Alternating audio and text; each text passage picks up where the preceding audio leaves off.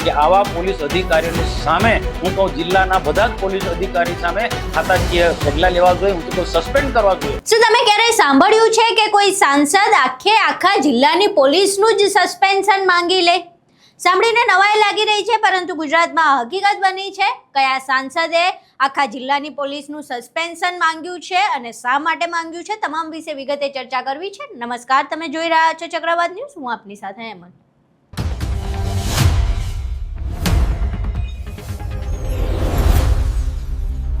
ગુજરાતમાં મોટી સંખ્યામાં ડ્રગ્સ ઝડપાયું અને આ ડ્રગ્સ ઝડપાયા બાદ સાંસદ મનસુખ વસાવાની પ્રતિક્રિયા સામે આવી છે.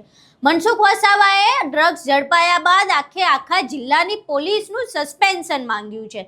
તેમનું કહેવું એવું છે કે જે જિલ્લામાંથી ડ્રગ્સ ઝડપાયું છે જિલ્લાની પોલીસને કેમ આ બાબત વિશે ખબર નથી. જો મુંબઈ અને સુરતની પોલીસ આ બાબતે કામ કરતી હોય અને તેઓ આ આખું ડ્રગ્સનું રેકેટ ઝડપી શકતી હોય તો પછી જિલ્લાની પોલીસ શું કરે છે?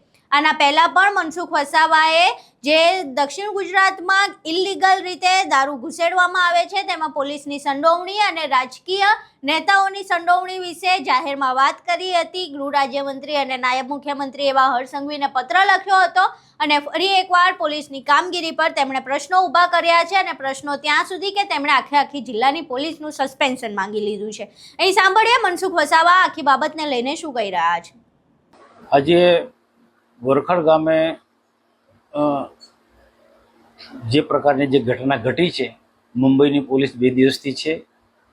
ડ્રગ્સ જેવી વસ્તુ, નશાકારક વસ્તુ ત્યાં કોકના ઘરમાં બનતી હતી, એક બહાર આવ્યું છે.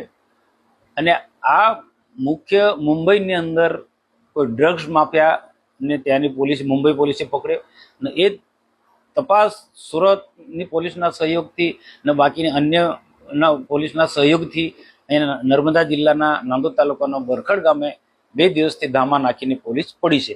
આ ખરેખર એક ચિંતાનો વિષય છે. 2-4 દિવસ પહેલા જ મેં મીડિયા સમક્ષ માહિતી આપી હતી કે ગુજરાત ને મહારાષ્ટ્રની બોર્ડરથી ખુલ્લી છે, એમાં દારૂ બેફામ પ્રમાણે અને તે પણ કેમિકલવાળો દારૂ ઘુસાડવામાં આવે છે ખૂબ મોટા પ્રમાણે. અને આ દારૂ નર્મદા જિલ્લો, ઝઘડિયા તાલુકો, રાજપાડી અને ઉમલ્લા અને સિનોર ને કરજણ સુધી જાય છે, બરોડા સુધી પણ જતો હશે.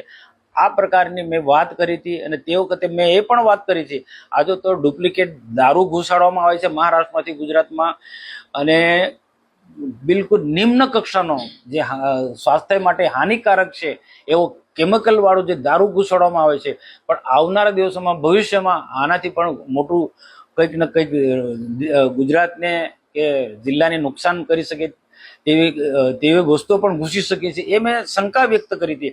અને તે વખતે આપને ખ્યાલ હોય તો આમલેથા પોલીસ સ્ટેશનને મેં ટાર્ગેટ કર્યું કે આમલેથા પોલીસ સ્ટેશનની વિસ્તારની અંદર, એના કમાન્ડ એરિયાની અંદર અનેક પ્રકારના દારૂ જુગારના અડ્ડા અને કેટલાક આવી બધી ઘટનાઓ એ વિસ્તારની અંદર શંકાના દાયરામાં છે. તે વખતે મેં વાત કરી છે અને અઠવાડિયાની અંદર આ વાત સાચી પડે છે. હું તો ત્યાં સુધી કહું છું કે જિલ્લાના પોલીસ આખું વહીવટી તંત્ર એ સાવ નિષ્ફળ ગયું છે. LCB PI ચૌધરી સાવ એમાં ફેલ ગયેલા છે. હું તો કહું આ બધામાં LCB PI ની મિલીભગત લાગે છે. બાકી આ મુંબઈની પોલીસ પકડતી હોય અને બહારની પોલીસ આવી અને અહીંના આ બધું રેકેટ પકડતી હોય તો આમલેથાની પોલીસ કે LCB ચૌધરી PI કે પછી જિલ્લાનો આખો પોલીસ વહીવટી તંત્ર કે રીતના ઊંઘતું હતું? ઊંઘે ના, પોલીસને બધી જ ખબર હોય પણ બધાના તાર એકબીજા સાથે અડેલા છે. હું સરકારને વિનંતી કરું છું કે આવા પોલીસ અધિકારીઓની સામે હું કહું જિલ્લાના બધા જ પોલીસ અધિકારી સામે ખાતાકીય પગલાં લેવા જોઈએ, હું તો કહું સસ્પેન્ડ કરવા જોઈએ. તો આ રીતના કડક રીતના સ્ટ્રોંગ નિર્ણય લે છે ગૃહ વિભાગ તો પછી આ પ્રકારની જે ઘટના ઘટી છે, અટક છે, દારૂ જુગાર કે પછી ડ્રગ્સ માફિયા બેફામ બન્યા છે એને તો જ આપણે રોકી શકીશું. બાકી શું છે, તપાસ આખર મીંડું વળી જાય તો એમાંથી આવા તત્વો બે રોકટોક રીતના થોડો સમય માટે બંધ રહેશે, પછી પાછા રાબેતા મુજબ ચાલુ રહેવાના છે.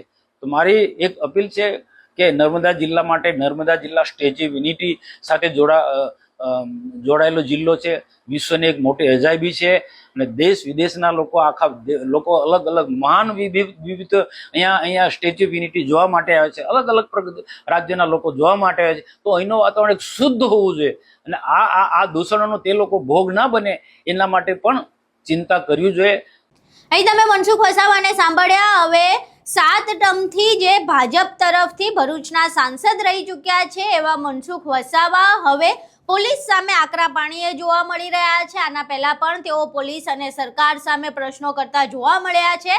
હવે આખી બાબતમાં તેમની ખુદની સરકાર તેમનું કેટલું માને છે અને જે પ્રકારે પોલીસ ઉપર ખુદ સાંસદ આરોપ લગાવી રહ્યા છે, તો શું જિલ્લાની પોલીસ ઉપર કોઈ તપાસ કે કાર્યવાહી થાય છે કે કેમ, એ મોટો પ્રશ્ન છે. જે પ્રશ્ન સાંસદ દ્વારા ઉપાડવામાં આવ્યો છે તે ખૂબ જ યોગ્ય છે કે જો બહારના જિલ્લાઓની પોલીસને અને જે નેશનલ એજન્સીઓ છે તેમને આ આખા રેકેટની જાણ થતી હોય તો પછી જિલ્લાની પોલીસને આખા રેકેટની જાણ કેમ નથી થતી. હવે સાંસદ દ્વારા સસ્પેન્શન ઓર્ડર તો માંગવામાં આવ્યો છે, પરંતુ ગૃહ વિભાગ તરફથી કોઈ કાર્યવાહી થાય છે કે કેમ એ વિષય મોટા પ્રશ્ન ઊભા કરે છે. આખી ઘટના સામે આવ્યા બાદ મનસુખ વસાવાએ જે નિવેદન આપ્યું ત્યારબાદ તમારું શું માનવું છે આખી ઘટનાને લઈને? તમારા મંતવ્યો અમને કોમેન્ટ બોક્સમાં જરૂર જણાવજો. વિડીયો પસંદ આવ્યો હોય તો વિડીયોને લાઇક કરજો, શેર કરજો અને અમારી ચેનલને સબસ્ક્રાઇબ કરવાનું ભૂલશો નહીં. નમસ્કાર.